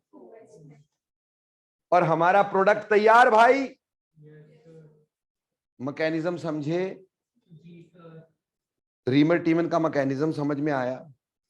सबसे पहले क्या हुआ, अल्फा एलिमिनेशन, ठीक, क्योंकि क्लोरीन कार्बन से इलेक्ट्रॉन खींच रहे थे, कार्बन किससे खींच रहा था, हाइड्रोजन से, हाइड्रोजन बहुत ज्यादा पॉजिटिव, और OH नेगेटिव यानी एसिडिक हाइड्रोजन, और ये OH बेस, इसने वाटर बनाया, Cl यहां से बाहर निकला, डाइक्लोरोकार्बन, और बेस की प्रेजेंस में ये भी आयोनाइज हो गया, फिनॉक्साइड बनाया, रिंग इज हाईली एक्टिवेटेड, और this is an electrophile, attacks on the benzene ring, benzene ring पे अटैक का और प्रोडक्ट बना दिया भाई हमारा, ठीक। सारा अटैक वो अटैक समझ में आया कि नहीं आया, कोई दिक्कत इस मैकेनिज्म में, बस सर यही कि समझ नहीं आया कैसे करना है, बाकी कोई दिक्कत नहीं है, अरे आसान है, ठीक, कर लोगे। अगर और दो पोजीशन ऑलरेडी ऑक्यूपाइड होती तो क्या होता है, पैरा पे, सर और दो मेजर क्यों, अंडरस्टैंडेबल बात है, क्यों, इंट्रामोलिकुलर हाइड्रोजन बॉन्ड, क्लियर जी। अब देखो बेटा, रीमर टीमन समझ में आया कि नहीं आया, फटाफट से बोल देना यार, आ गया। अब मैंने ना थोड़ा सा इसमें चेंज करना है, ठीक, ये था यहां पे फिनोल, हमारे पास हुआ करता था कभी जिंदगी में फिनोल, ठीक, साथ में हमने यहां लिया था क्लोरोफॉर्म, क्लोरोफॉर्म सूंघ के मैं बेहोश हो जाता हूं, इसलिए मैं क्लोरोफॉर्म नहीं लेता हूं, मैं उसकी जगह CCl4 ले लेता हूं, डर लगता है क्लोरोफॉर्म से, ठीक है भाई। और KOH तो चलो लेना ही है, हमने ले लिया KOH, ठीक है जी, KOH ले लिया, और हमारे पास अब प्रोडक्ट क्या आएगा, देखो बेटे, अगर यहां पे 3 क्लोरीन आ जाए, अब H की जगह भी क्लोरीन ही आएगा ना, अगर 3 क्लोरीन आ जाए, 3 लैला मजनू बाहर जाएंगे तो 3 बार OH आएगा, वाटर निकालेंगे तो बेंजोइक एसिड बन जाएगा, तो ऐसे केस में हमारे पास प्रोडक्ट बन जाता है OH, और यहां पे COOH, जैसे वहां एल्डिहाइड बना था ना, यहां क्या बन जाएगा, एसिड, तो इसको बोलेंगे ortho salicylic acid, ortho salicylic acid, बोलो समझ में आया। और साथ में वो लैला मजनू पार्क में बैठे हुए हैं, ठीक, और वाटर तो निकला ही हुआ है भाई, समझ रहे हैं, क्लियर। बट क्या मैं इसको RT रिएक्शन बोलूं, नहीं यार, इसको बोलूंगा RT टाइप रिएक्शन, क्या बोलूंगा, RT टाइप रिएक्शन, क्यों, इसका मैकेनिज्म ही अलग होता है, ये रीमर टीमन टाइप रिएक्शन है, कई लोग इसको रीमर टीमन भी बोल देते, कोई बात नहीं, है उसी की तरह का रीमर टीमन, ठीक। तो रीमर टीमन तब होता है जब क्लोरोफॉर्म लगता है, और अगर कार्बन टेट्राक्लोराइड लगाओगे प्रोडक्ट चेंज होता नजर आ रहा है कि नहीं, ठीक, सैलिसिलिक एसिड की जगह क्या बन गया है, और दो सैलिसल एल्डिहाइड, बोलो समझ में आया यार। अब देखो टाइम हो गया 7:30, ठीक, परंतु क्या है कि इसके साथ जुड़ा हुआ एक रिएक्शन है कॉल्ब रिएक्शन, अब यहां आके मैं फंस जाता हूं, अगर 10 मिनट्स मेरे को मिले होते, 15 मिनट्स मिले होते, तो मैं कॉल्ब रिएक्शन अभी करवा के निकल लेता, अब अगर छोड़ूंगा अगली बारी सारा आपस में टूट जाएगा, फिनोल के रिएक्शन जो कंप्लीट हो जाने थे वो नहीं होंगे, तो क्या कर, चलो अगली बार तुम 6:05 पे मिल जाओगे मेरे को, तो मैं वो PDF यहीं रहने देता हूँ, ठीक, आपको मैं आज एक कॉपी उसकी भेज दूंगा, ठीक, भिजवा दूंगा, और फिर इसको डिस्कस यहाँ कर दूंगा एक एक क्वेश्चन को, ठीक है जी। 50 क्वेश्चंस का PDF है, सारा एटॉमिक स्ट्रक्चर उसके अंदर है, जो भी उसके इंपॉर्टेंट क्वेश्चंस हैं, ठीक, उसके थ्रू मैंने तुम्हें सारा ही समझा देना था, बट चलो मैं फिलहाल इसको खत्म कर लूं यार, नहीं तो रह जाएगा, फिर वो सारा टूट जाता है। चलो एनी हाउ, बोलो बेटा, रीमर टीमन रिएक्शन समझ में आया कि नहीं आया, कोई दिक्कत इसमें बोलो, अच्छे से क्लियर है, आर यू श्योर की क्लियर है। चलो अब चलते दोस्तों आगे, यहीं पर एक रिएक्शन करना है, कॉल्ब रिएक्शन, अगेन हम ESR की ही बात कर रहे हैं, किसकी, ESR की ही बात कर रहे हैं, कॉल्ब रिएक्शन, कॉल्स रिएक्शन, बहुत ही मस्त रिएक्शन है कॉल्ब रिएक्शन। देखो बेटा, कॉल्ब रिएक्शन जो होता है, एक होता है कॉल्ब इलेक्ट्रोलिसिस, वो अलग है। कॉल्ब इलेक्ट्रोलिसिस अलग है, कॉल्ब श्मिट्स अलग है, ये सिर्फ कॉल्ब रिएक्शन है। क्या है? कॉल्ब रिएक्शन।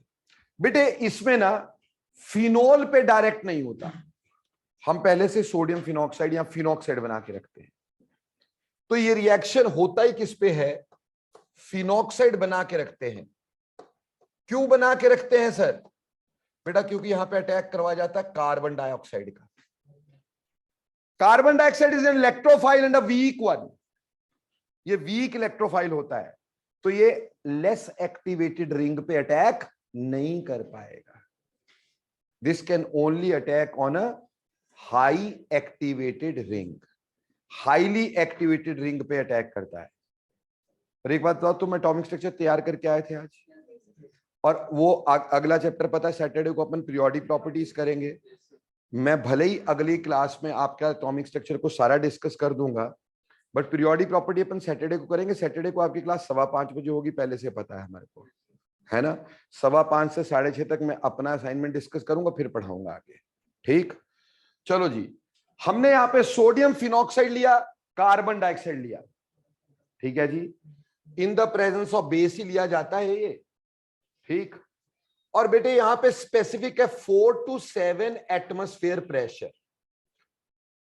जिंदगी में जब 4 to 7 एटमॉस्फेयर प्रेशर दिखता है ना, तो सबसे पहले दिमाग में ये घंटी बजेगी तुम्हारे कि कॉल्ब रिएक्शन हो सकता है। और जब कभी 400 केल्विन टेम्परेचर दिख जाए, अरे वाह, ये तो कॉल्ब रिएक्शन ही है, पर बशर्ते ये होना चाहिए, है ना जी। अब इससे बनता क्या है बेटा? इससे बनता तो पहले सोडियम सैलिसिलेट बनता है। क्या बनता है? Sodium salicylate.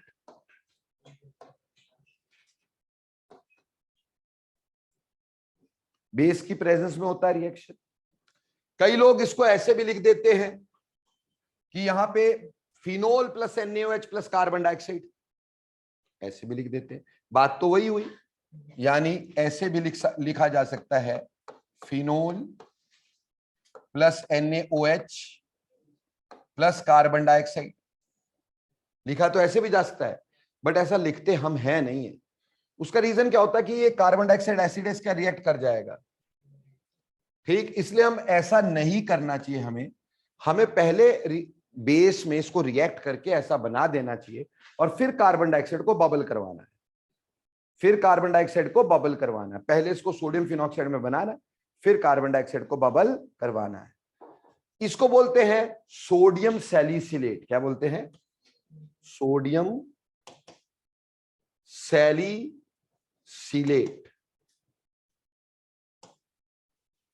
अब जो सोडियम सैलिसिलेट होता है, इस पे मेरे प्यारे प्यारे से बच्चों, हम लोग क्या करते हैं? हम लोग HCl लगा देते हैं। कुछ दिखा क्या? NaCl, है ना जी। और हमारे पास क्या बना? Salicylic acid. क्या बन जाता है? और 2 पे सैलिसिलिक एसिड, सैलिसिलिक एसिड। देखो जी, कॉल्ब रिएक्शन यहीं खत्म हो गया, यहां तक है कॉल्ब रिएक्शन। ये तो फर्दर उसकी क्या की हमने? एसिडिफिकेशन। क्यों सर चीख चीख के बोल रहे इतना इंपॉर्टेंट है, इतना इंपॉर्टेंट है? कोई तो वजह होती होगी। देखो पहले तो इसका मैकेनिज्म देखो कि इसका मैकेनिज्म कैसा है।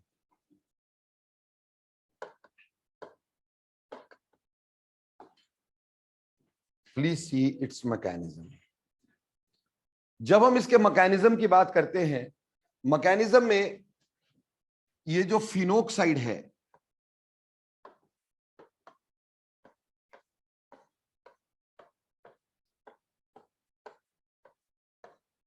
ठीक, और कार्बन डाइऑक्साइड एक इलेक्ट्रोफाइल है हमारी जिंदगी का,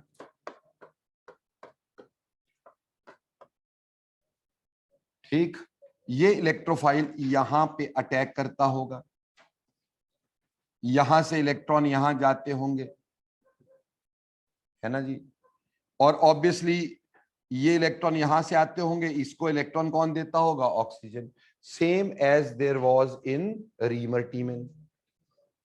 ठीक, सिर्फ क्या हुआ? इलेक्ट्रोफाइल चेंज हुआ है, रिएक्शन का नेचर लगभग सेम है, तभी तो मैंने आज ही करवाना चाहा। छोड़ सकता था अगली बार के लिए, नहीं तो।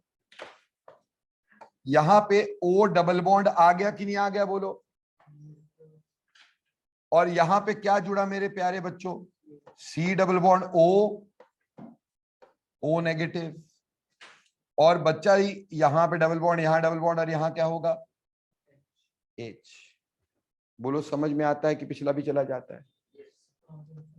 फिर से वही कहानी, ऑक्सीजन ने मांगा अपने इलेक्ट्रॉन्स को वापस, benzene ring Chica aromaticity, H positive फिर धर्मात्मा बनने की कोशिश, बट झूठी वाली, क्योंकि इसको नेगेटिव दिख रहा था। ठीक है जी, तो हमारे पास कुछ ऐसा बना होगा, कृपा ध्यान दें।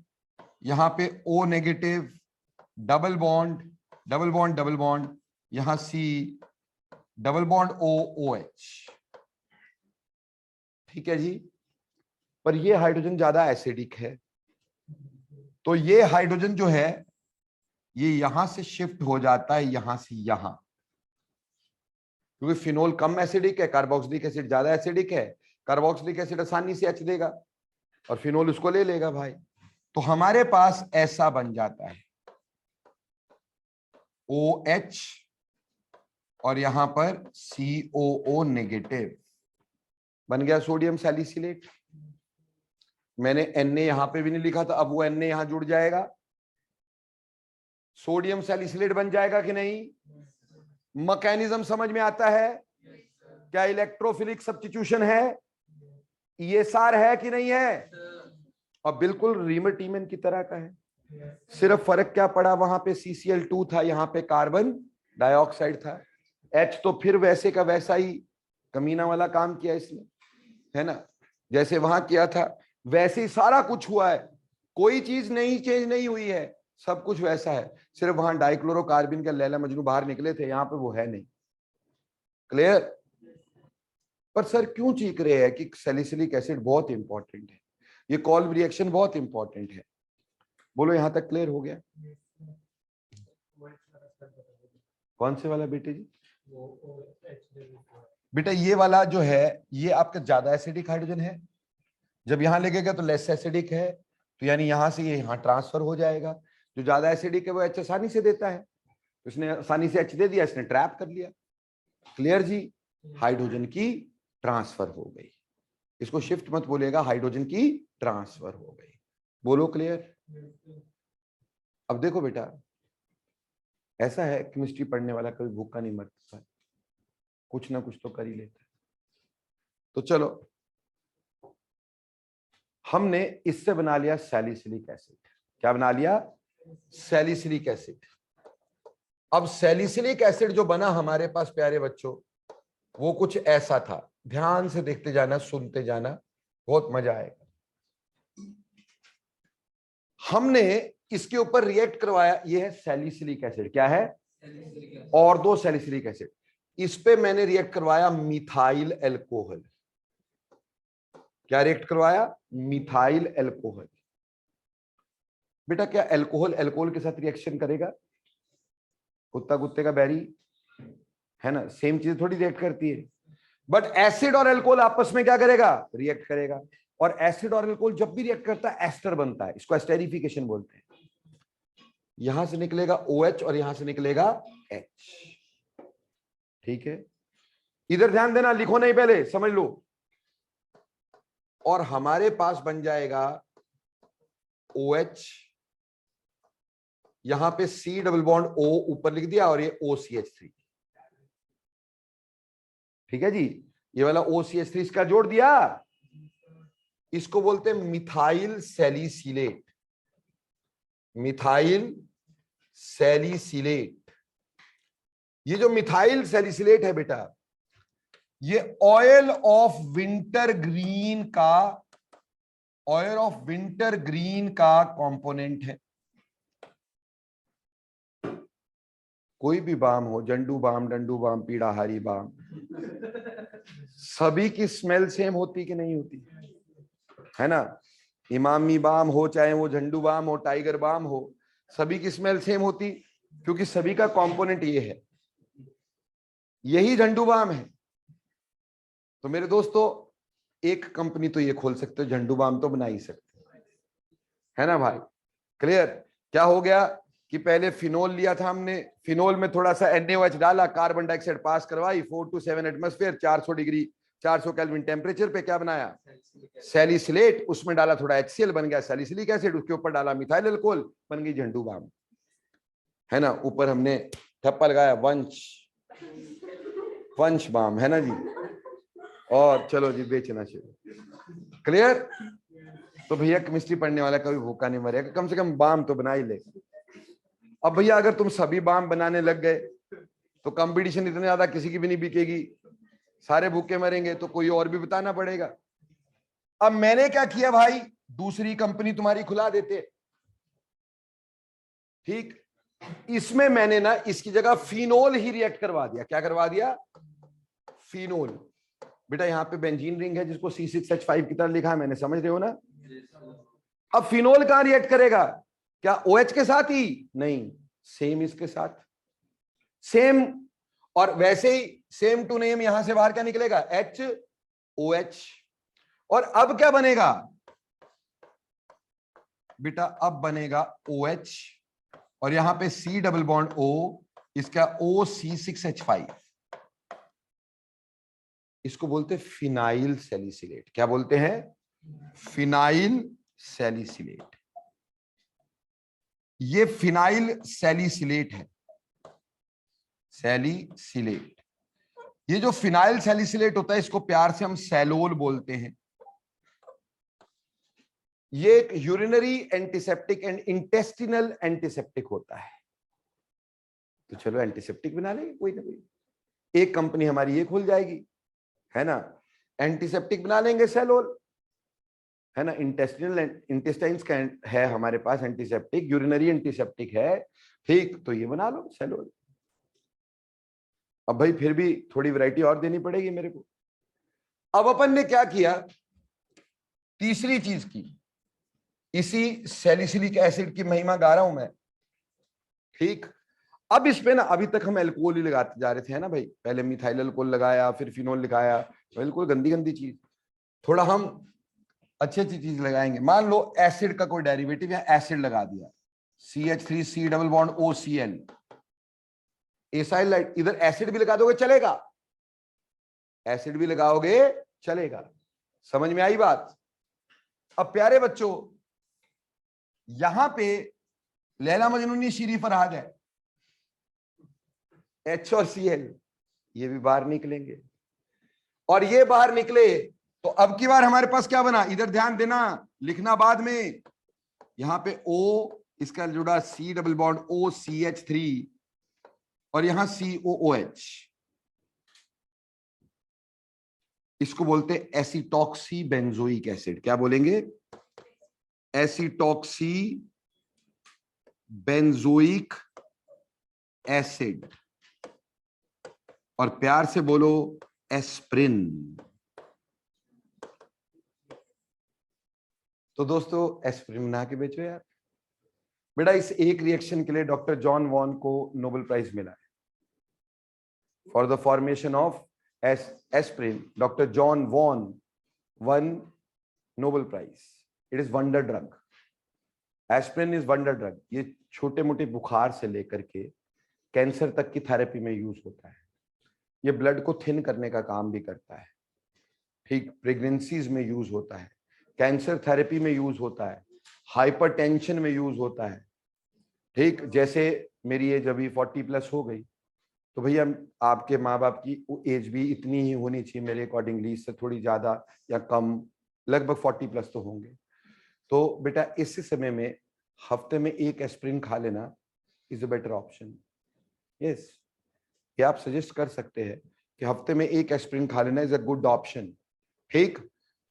एस्प्रिन ब्लड को थिन करती है बेटा, जिससे ब्लड जो हार्ट अटैक के चांसेस होते हैं वो कम हो जाते हैं।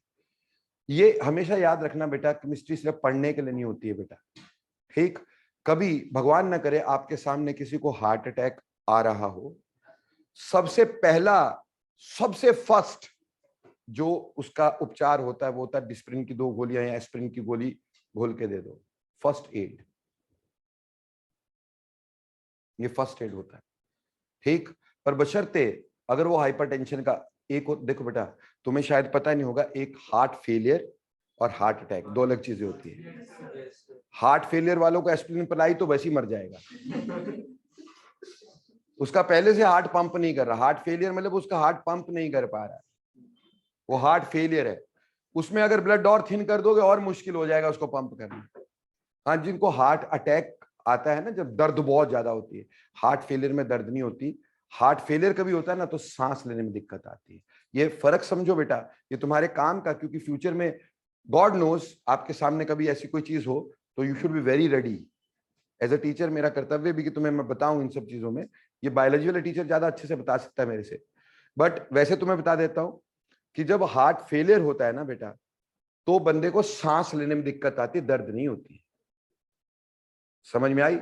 इससे पहचान हो जाती है। और अगर किसी को दर्द हो रही है, चेस्ट से कहां जा रही है, अगर चेस्ट में दर्द हो रही है तब कभी उसको कोई प्रॉब्लम नहीं है, सिर्फ चेस्ट में दर्द हो रही है तो that is gastric, nothing else, ठीक। बट अगर it is moving towards shoulder and shoulder से आगे की तरफ को निकल रही है, then it is heart attack.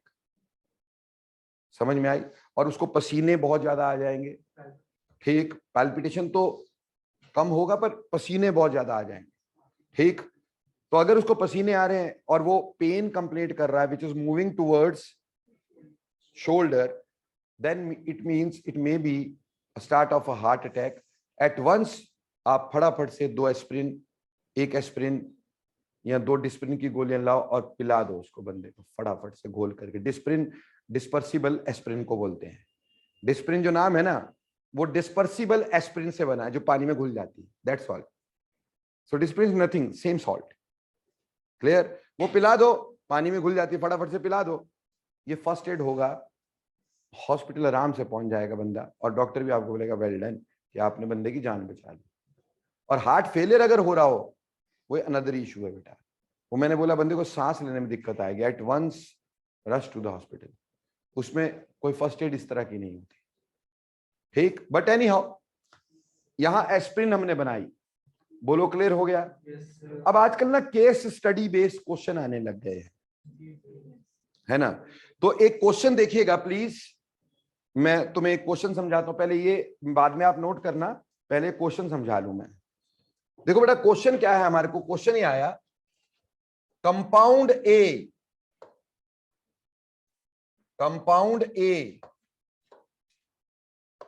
reacts with FeCl3 to give violet color. When this compound is reacted with NaOH, gives B. On B, carbon dioxide is passed at 4 to 7 atmosphere, which gives compound C, which on acidification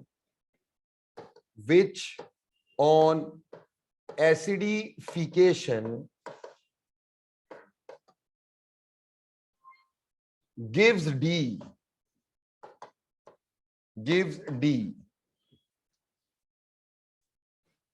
D is reacted with acetic anhydride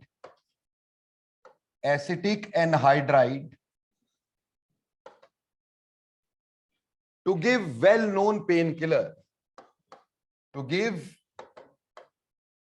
well known painkiller E, find A, B, C, D and E। ठीक है जी, इस तरह के question देखे होंगे कई बार papers में। ठीक, आजकल तो वैसे ही इसकी बहुत ज्यादा पॉसिबिलिटी रहती है। देखो बेटा, सबसे पहला ये जो हमारे पास है, this is test of phenol. ये फिनोल का टेस्ट होता है, मैं बता देता हूं क्या होता है। क्या होता है कि अगर फिनोल को तुम फेरिक क्लोराइड के साथ रिएक्ट करो, यानी FeCl की FeCl3, तो बेटा शीरीफर हाथ दिख रहे ना, HCl, ये बाहर आ जाएगा और बनता है फेरिक फिनॉक्साइड। क्या बनता है? Ferric phenoxide. फिनॉक्साइड हो गया ये, और फेरिक यानी +3, ये वॉयलेट कलर का होता है। ये इनोल्स के टेस्ट होते हैं बेटा, different enol give different colours. Enol and phenol is an enol ना, ये टेस्ट हो जाता है इसका। अब हमें ये समझ में आ गया कि ये ए है, ये पता चल गया ये ए है क्योंकि ये टेस्ट दे रहा है। अब ए पे आपने बोला कि NaOH डालो ताकि कंपाउंड बी बने। अब जब इस पे NaOH डालोगे तो क्या बन जाएगा? Sodium phenoxide, isn't it? ये कंपाउंड बी बन गया। फिर बोला जी इसके ऊपर से कार्बन डाइऑक्साइड को सर्कुलेट किया 4 to 7 एटमॉस्फेयर प्रेशर पर। ठीक, ये कॉल्ब रिएक्शन हो गया, और कॉल्ब रिएक्शन से हमारे पास बन गया सोडियम सैलिसिलेट। अभी बनाया ना हमने सोडियम सैलिसिलेट, तो ये C बन गया, जिसकी एसिडिफिकेशन करने को हमें बोल दिया गया। एसिडिफिकेशन से हमारे पास सैलिसिलिक एसिड बन गया, जिसको हम कंपाउंड डी बोल सकते हैं। और इस कंपाउंड डी में हमें बोला एसिटिक एनहाइड्राइड लगा दिया गया, CH3COO। ठीक, एसिटिक एनहाइड्राइड को ऐसे भी लिखते हैं, मैं एक चीज और दिखा देता हूं तुम्हारे को, कई बार आता है ना तो फिर तुम्हें पता ही नहीं चलेगा। ऐसे भी लिखते ACO का होल ट्वाइस O, ये भी एसिटिक एनहाइड्राइड होता है। इसको अंग्रेजी में लिख देते हैं ऐसे, ACO का whole twice O, acetic anhydride. Clear? और इससे बनेगी बेटा एस्प्रिन। क्या बनेगी? Aspirin, acetoxy benzoic acid, which is a well known pain killer, that is E। तो दिस इज एस्प्रिन। तो आपने ये सारा क्वेश्चन बूझ लिया कि भैया इसमें कौन कौन सी चीज क्या थी। ऐसा भी बोल सकते थे कि compound D when react with would spirit, would spirit is methyl alcohol. ठीक, तो बेटा यहां से ये हमारे पास दे देगा और बोलेंगे it smells like oil of winter green. तो बेटा जब मिथाइल अल्कोहल के साथ इसको रिएक्ट करवाओगे तो याद है क्या बनती है? झंडू बाम। ठीक, क्या बोलते थे इसको? Methyl salicylate. आज जाके घर पे कोई भी बेटा ऑइंटमेंट पड़ी होगी दर्द की, सभी के घरों में पड़ी होती है ना, कोई इमामी पेन रिलीफ एंड फलां कोई ना कोई पड़ी होगी जरूर, है ना। मम्मी पापा सभी टूटे पजे ही होते हैं सबके, ठीक है ना। ये दवाइयां रखी होती है घर पे। तो बेसिकली क्या है, आप उस पे कंपोनेंट पढ़ना। सबसे पहला कंपोनेंट ही लिखा होता है methyl salicylate, that is oil of winter green, और उसी की वजह से उसकी स्मेल है, और वही इफेक्टिव कंपोनेंट है बेसिकली। उसके अंदर फिर लिनसीड वगैरह तेरा कुछ होता है, लिनसीड ऑयल वगैरह। एनी हाउ, तीसरी बात ये भी बोल सकते थे कि इसके ऊपर हमने फिनोल, हमने बोला इसके ऊपर फिर से ए डाल दिया, फिर से ए डाल दिया, और हमारे पास एक एंटीसेप्टिक बन गया। अब ए हमने क्या लिया था? फिनोल, है ना। क्वेश्चन को थोड़ा और मजेदार बना दिया, बोला ए डाल दिया, तो ए हमने फिनोल ही डाला। फिनोल डाला तो क्या बनाएंगे यहाँ पे? सेलोल। सेलोल का आता है ना स्ट्रक्चर, तो ऐसे एक ही क्वेश्चन को आपको 3 तरीके से दिया जा सकता है, और ये question one of the most important question में से एक है बेटा, one of the most important questions. Clear? तो प्यारे बच्चों, क्या आपको फिनोल के ESR समझ में आए कि नहीं आए? आर यू श्योर कि समझ में आ चुके हैं? जैसे कि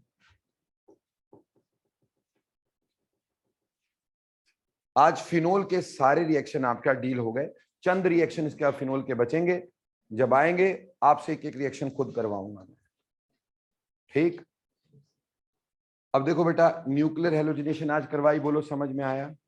ये पहले करवा रखी है मैंने पिछली क्लास में, इसी का मैकेनिज्म बताया था मैंने आपको, ठीक? आयोडीनेशन में HNO3 क्यों डाला, नाइट्रिक एसिड क्यों डाला, समझ में आया?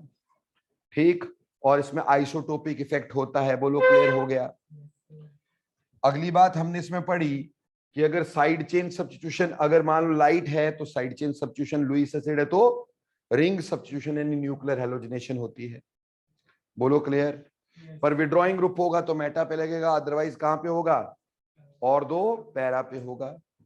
और अगर लाइट होगी तो साइड चेन सब्स्टिट्यूट हो जाती है। इसी तरह से ESR इन अराइल लाइट पकड़े, बोला कि हेलोजन जो है वो डीएक्टिवेटिंग है बट ऑर्थो पैरा डायरेक्टिंग है। लॉजिक समझाया इसका, बोलो समझ में आया? उसके बाद हमने पढ़ा कि हमने इसकी क्लोरिनेशन करके देखी, नाइट्रेशन करके देखी, सल्फोनेशन करके देखी, किसी में कुछ दम नहीं था, ऑर्थो पैरा पे लगा दिया।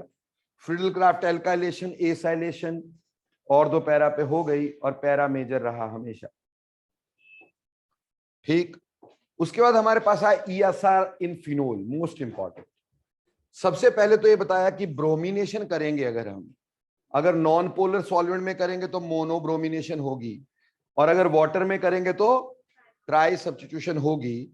इसका रीजन क्या होता है कि अगर आप नॉन पोलर सॉल्वेंट में ये आयनाइज नहीं होता, रिंग लेस एक्टिवेटेड होता है, पोलर सॉल्वेंट वाटर में आयनाइज होकर फिनॉक्साइड बनाता है, रिंग इज हाईली एक्टिवेटेड, और इस वजह से उस केस में ट्राई सब्स्टिट्यूशन पॉसिबल होती है, बोलो क्लियर?